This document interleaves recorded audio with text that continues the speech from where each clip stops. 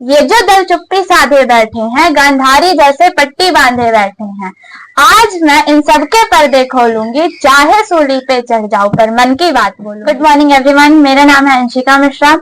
आज जैसा कि आप सबको पता है कि आज पर्यावरण दिवस है और आज मैं पर्यावरण से रिलेटेड एक टॉपिक बोलना चाहती हूँ जो कि है जैव विविधता। और सबसे पहले तो मैं कुणाल भैया का धन्यवाद करना चाहती हूँ कि वो ये सुनहरा अवसर मेरे को प्रदान किए, जिसके कारण से मैं अपने कुछ विचार प्रस्तुत कर पाऊंगी आप सबके सामने। तो चलिए शुरू करते हैं। तो आखिरकार जैव विविधता है क्या? जैव विविधता होती क्या है? तो जैव विविधता किसी विशेष क्षेत्र में पाए जाने वाली कई प्रकार की प्रजातियां जैव विविधता कहलाती है। वो प्रजातियां कई प्रकार की हो सकती हैं, जैसे कि प्रजातियां तो मनुष्य में भी पाई जाती हैं, पेड़ों में भी पाई जाती हैं। तो सबसे पहले जैव विविधता शब्द का जो प्रयोग किए थे वो ईओ विल्सन ने किए थे और इसे सबसे पहले 22 मई 1993 को मनाया गया था। और जैव विविधता सबसे ज्यादा पाई कहाँ जाती है? तो जैव विविधता हमारी पृथ्वी जो है, तो हमारी पृथ्वी के बीचों बीच एक विषुवत रेखा गुजरती है जो कि 0 डिग्री रेखा पर होती है। वहां पर जैव विविधता सबसे ज्यादा पाई जाती है, या फिर ऊपर या नीचे जाएंगे, उससे थोड़ा दूर जाएंगे उस रेखा से, तो कम होती जाएगी जैव विविधता। और जैसे कि हम 43,000 पौधों की प्रजातियां हैं, जिसमें से 1336 पौधों की प्रजातियां विलुप्त हो रही हैं, और 15,000 फूलों की प्रजातियां, जिसमें से 1500 विलुप्त होने के कगार पे हैं, और 91,000 पशुओं की प्रजातियां हैं हमारे पृथ्वी पर। और अब जैसे कि इनको खतरा किससे है? ये आखिर अब ये जो जैव विविधता है तो कम क्यों होती जा रही है? तो आवास नष्ट होना, और एक टॉपिक पे हमने पहले बात की थी डिफॉरेस्टेशन, वो भी एक कारण है, ग्लोबल वार्मिंग, और ऐसे कई कारण है जिससे जैव विविधता कम होती जा रही है। तो जैसे कि हम आवास नष्ट होना लें तो कुछ जीव जंतु की बात करें अगर, तो कुछ जीव जंतु ऐसे हैं जिनका निवास और आवास दोनों ही जंगल पे है, वो जंगल पर निर्भर है, उनका जो भोजन है वो भी जंगल पर निर्भर है।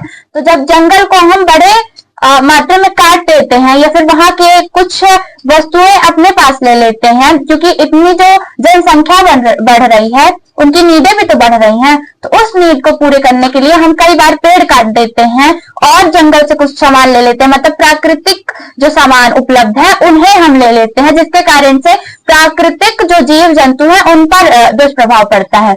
और ग्लोबल वार्मिंग तो आप सब जानते ही हैं कि पृथ्वी गर्म होती जा रही है प्रदूषण के कारण। इतना ज्यादा प्रदूषण बढ़ रहा है जिससे हमारी पृथ्वी गर्म होती जा रही है। तो एक ये भी कारण है जैव विविधता कम होने का। और हमारे पूरे दुनिया में 36 हॉट स्पॉट है और 4 हमारे भारत में उपस्थित हैं, जैसे कि वेस्टर्न घाटी और ईस्टर्न हिमालय और शुंडालैंड, और ऐसे एक आध 2 घाटी हैं। और जैसे कि हम एक घाटी की बात करें, वेस्टर्न घाटी में एक साइलेंट घाटी पाई जाती है जहां पे सबसे ज्यादा जैव विविधता पाई जाती है।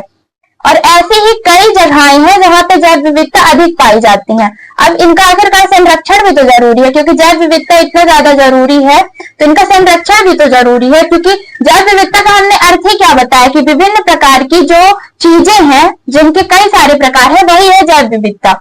अगर हम एक बैग की बात करें तो उसके भी कई सारी वेराइटीज होती हैं, तो वही होता है एक तरह से जैव विविधता की किसी भी वस्तु के कई सारे प्रकार। तो इनको बचाना तो जरूरी है ना, क्योंकि ये हमें चाहिए, ये हमारी नीड के लिए जरूरी है।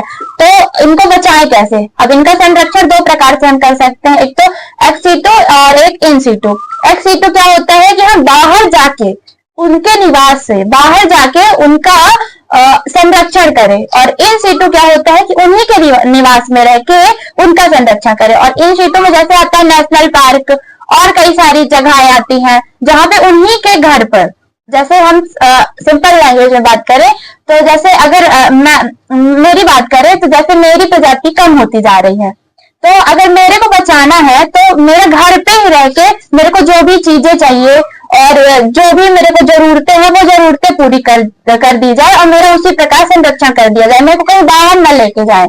एक IUCN एक कंपनी है जो कि स्विट्जरलैंड में इसका क्वार्टर है, और ये हर वर्ष हमें एक बुक प्रदान करती है जो है red data book. Red data book में होता क्या है? रेड डाटा बुक में विलुप्त होने वाली, विलुप्त हो रही और कई सारी डाटा रहते हैं जो विलुप्त हो चुके हैं, वो भी मतलब उसमें कई प्रकार के डाटा रहते हैं और कई तरह के पेजेस रहते हैं उसमें, जो कि रेड डाटा बुक है।